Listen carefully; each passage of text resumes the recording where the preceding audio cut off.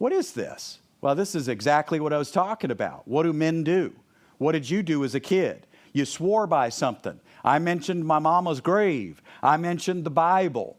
That's what kids growing up in Christian school do. I swear on the Bible, it's the truth. I swear on the Bible. We're looking for something greater. And that's exactly what this verse is describing. Men swear by someone greater. And then what happens? Well, that's the end of the dispute then. I mean, if you're going to swear on your mama's grave, case closed. That's the end of every dispute.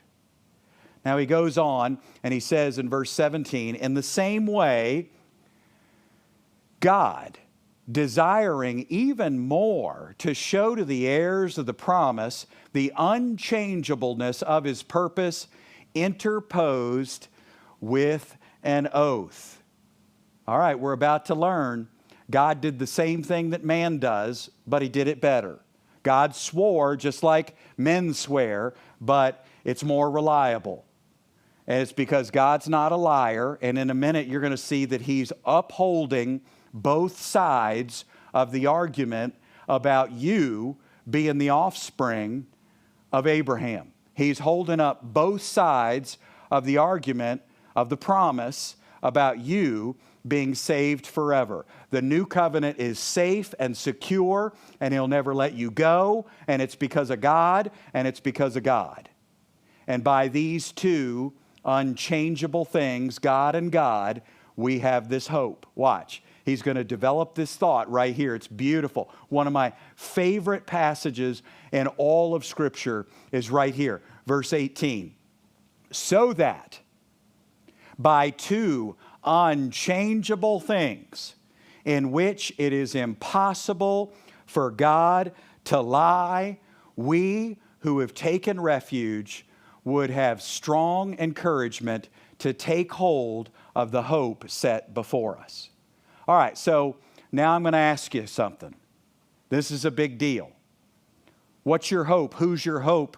Where's your anchor? Who's your anchor? When you think about losing salvation, when people talk about losing salvation, isn't it always something they do? They have a question like, well, what if I die by suicide? What if I struggle with the same sin my whole life? What if I commit too many willful sins? What if I? And it's all about them having a bad Tuesday. It's all about what if I do something to ruin it? And I want you to see, get this, you're not in the equation. This is not about you. It's about two unchangeable things, God and God. You're stuck smack dab in the middle of a covenant promise that is not about you and it's not about you. You benefit, but you don't maintain it and you don't sustain it. Wow. Isn't that awesome? What if the Christian life is not about you? What if it's not about your dedication, your commitment? What if it's about the dedication and commitment of God on one side and God on the other? Folks, that's the new covenant right there. God and God holding you so that you can have what? It says strong encouragement. Don't you need that? I do. This is a gospel that encourages you because it's not about you and your performance and your progress and how you doing and what you done for God lately. And have you backslidden? And have you fallen out of fellowship? And do you have sin in your life? And is there a blockade so God can't hear your prayers? All this stuff we make up about us. And then we get nervous and there's no encouragement. Scaring Christians is not ministry. I've said it a million times. And we see here the opposite, that encouraging Christians is ministry.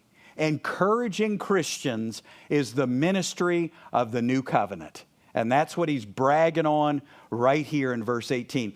Two unchangeable things, God and God. Wow. All you can say is, wow, and thank you.